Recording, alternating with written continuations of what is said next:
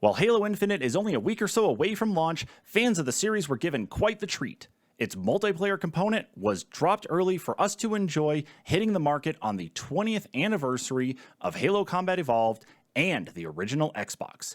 Given it's tagged as a beta and its release is separate from the full launch of Halo Infinite on December 8th, does it seem right to review it? We sure think so.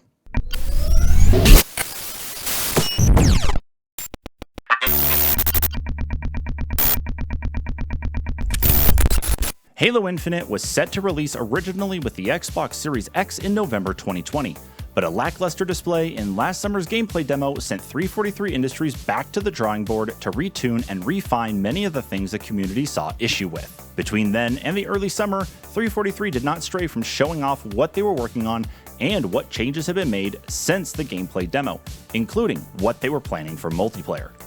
343 stunned the world midsummer and announced that Halo Infinite's multiplayer would be released separately from the campaign and would be free for everybody. This sent some rather interesting waves through the community, both good and bad, but nonetheless opened up multiplayer to all, including those burned out by free-to-play battle royales who wanted to return to normal arena-type first-person shooters. After several invite-only technical playtests in the late summer and early fall, we got the announcement that Halo Infinite's multiplayer would launch early, and launch it did on the 20th anniversary of Halo Combat Evolved on November 16th. So here we are, multiple hours into playing multiplayer with many achievements unlocked, many wins, many losses, tons of deaths, and some not necessarily unexpected glitches.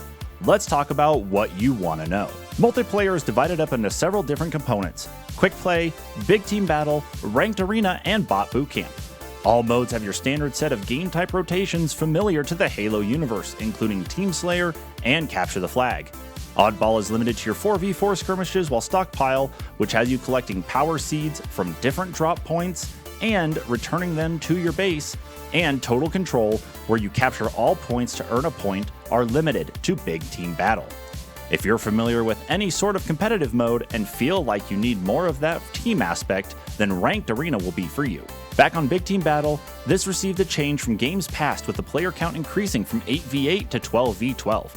Bot Boot Camp will be familiar to those who took part in the technical playtest, where you and 3 others will take on a team of 4 AI-controlled bots in quick play style matches. One of the current missing aspects of multiplayer is choosing which game type to play. If you want to focus on playing something like Team Slayer, you can't just pick it out of the rotation. You'll have to hope the server you join up on will start with it, otherwise you could end up with Oddball, Capture the Flag, or any of the other game types. Of course, what would a Halo game be if not for its unique locations?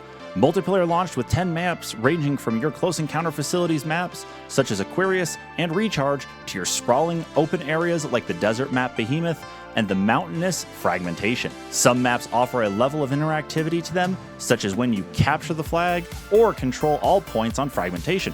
The communication array located in the winning team side will send off a charge blast into the sky. Trust me when I say I wasn't expecting this, and hearing that loud charge shot just above my head at full volume made me jump more than once. Before we get into anything weapon or vehicle related, let's talk about the graphics. Full disclosure, the review footage comes from the PC version of Halo Infinite via the Xbox Game Pass app. You can also pick up Infinite via Steam on PC if you so choose, but so far I have not found any major differences in how each game handles yet. Okay, back on the graphics. If there's anything to say about Halo's graphics, they've mostly stuck with the same theme over the years. Whatever happened in Halo 4 and 5 to go all kinds of angular and sharp is beyond me. The design choices in Infinite scream Halo 3, with the terrain and ecosystems really fitting the look of the Xbox 360 title. You'd be hard-pressed to consider Infinite the logical successor to Halo 3 compared to Halo 4 or 5, as most of the aforementioned design choices don't really appear in this title, as far as I've seen. The water and rock textures feel very natural and don't feel copied and pasted everywhere, such as the grittiness of some rock faces looking like they won't hold me as I vault up and over them. Weapon detail on classic weapons like the assault rifle and battle rifle mirror logical progressions in time with what you'd see in real-world weaponry, as manufacturers make the tweaks and changes to alter their products as time goes on. And that's a good thing. We don't want to see the battle rifle from Halo 2 make a reappearance in this, graphics-wise that is. We want the familiar-looking weaponry and all the tweaks necessary to make it look newer, but also feel like the same weapon from days past. Graphics on the vehicles also fit the same narrative, where those minor tweaks and adjustments don't detract from what we know as a Warthog or a Ghost. On the armor front, the choices to customize are not necessarily endless, but do range quite a bit, with classic helmets and panels to some new ones that tie into the upcoming Infinite campaign. Most armor has a battle-hardened, or battle-damaged if you prefer, look to it, with gouges, scratches, and missing paint that looks like the Spartan wearing it was just at war. None of the armor has that shiny, fresh off the presses vibe, but doesn't stray far from the Halo theme. You can add your own unique flair to the armor set, with different color palettes to choose from, along with different mixing and matching helmets and panels to your heart's content. Mostly. And we'll get into that mostly part here shortly. Now let's talk about weapons. The library of weapons in the Halo universe is vast, but with any new Halo game, some weapons end up on the wayside and don't make an appearance. The trusty assault rifle and battle rifle are back, along with the rocket launcher and sniper rifle. Newcomers to the UNSC arsenal include the Commando, a DMR-style rifle built for medium-range combat. The Hydra, a grenade launcher with a dual aim function allowing you to fire freely or allowing you to lock onto enemies and vehicles at the cost of reduced damage. There's also the Bulldog, a pump-action shotgun that trades a bit of firepower for some range and automatic functionality. And of course the Sidekick, the new standard-issue pistol with a zoom-in feature akin to its Halo 1 predecessor. On the Banished side, classics like the Pulse Carbine, Needler, Plasma Pistol, Energy Sword, and Gravity Hammer are back to make or break your day. The newly developed, acquired, smashed together weapons of the Banished include the Mangler, a slow-shooting pistol that can take someone down in 3 shots if you're steady enough. The Disruptor, a pistol capable of dealing residual shock damage to enemies along with a potential EMP charge on vehicles if enough shots are fired off. The Stalker, a replacement for the Jackal's carbine rifle using charged shots to pick up and peel away at enemy shields, though it's not a direct replacement for the UNSC's sniper rifle. The Ravager, a plasma launcher that volleys 3 shots or a charged shot that leaves a burning plasma pool behind for area control. The Skewer, a shoulder-mounted cannon which fires a large spike and is great for taking down vehicles. And the Shockwave, a long-range weapon that can fire off energy bolts and deliver residual shock damage to any grouped-up enemy teams. The last 3 weapons are all Forerunner tech, and I promise these are the last. I really hope so. The Heatwave is an energy shotgun with a multi-aim function allowing you to shoot all shots vertically or horizontally, all while ricocheting off nearby solid objects. The Sentinel Beam, an upgraded version of its former self that allows you to hit targets stacked behind each other and requires regular reloading instead of limiting it to battery life. And the Cinder Shot, an energy grenade launcher that can ricochet rounds off of the walls or floors, or can be charged via aiming down sights and delivering guided charge shot that can be redirected towards an enemy or enemy vehicle on the move. Okay, yes, that's it for the list of weapons. Now, let's talk about them and their impact on multiplayer. First thing to get out there, the weapons of previous Halo games all feel and act like they did in those previous entries to a point. The rocket launcher no longer carries the ability to lock onto a target when zoomed in. However, the Hydra carries the lock-on capability, but with more rounds required to take down enemies and vehicles.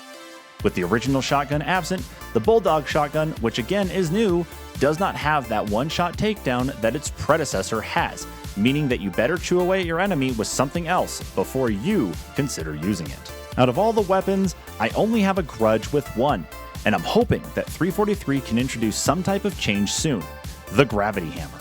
While it delivers on what we expect it to and will either crush an enemy's head in or destroy a vehicle upon impact, the amount of time it takes to wind up a strike feels slower than its previous appearances. I find myself more often being taken down through normal weapon fire before I can haul off and crush them to dust. Maybe it's just me and poorly timed execution, or there really is an issue with the delay. Let me know your thoughts in the comments below. Quick summary and review of the vehicles. The majority of the vehicles that we have come to know and love are back in multiplayer. Scorpion, Warthog, Mongoose, Gungoose, Wasp, Ghost, Banshee, Wraith, Brute Chopper. They are all here and are all deadly in their own right. Well, maybe save for the Razorback, which comes in handy when shipping power seeds or the flag to your base in a quick order.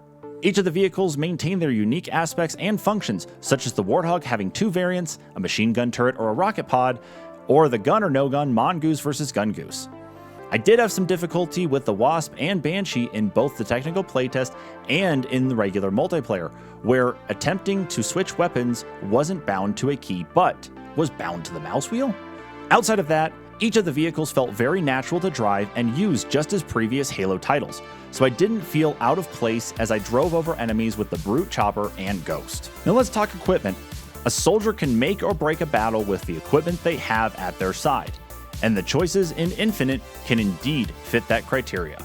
Classics such as the Overshield and Active Camo are more of the rarity, but exist nonetheless, while new entries such as the Drop Wall, Repulsor, Threat Sensor, Thruster, and Grapple Shot are the norm scattered across the field. As you run across the map, you'll pick up equipment and can make use of it straight away.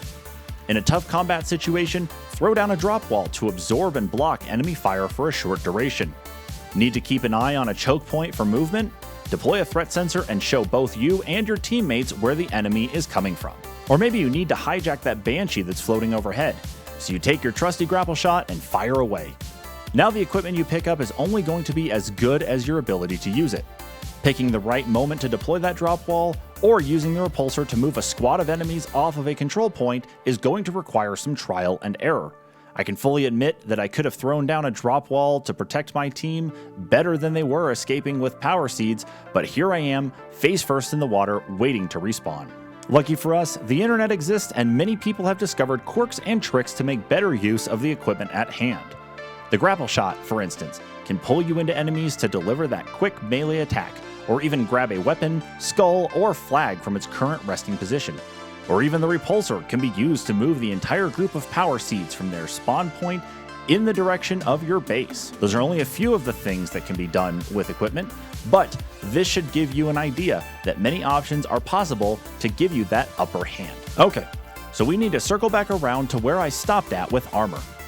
The discussion on armor, color palettes, skins, and more fits into a larger narrative that needs to be talked about regarding progression in multiplayer. Many games that rely on XP to unlock new armor, colors, and skins usually dole out XP as you play a game, and normally that XP is earned passively, whether it's from the number of enemies you killed, helped with killing, the tasks performed in a game, whatever.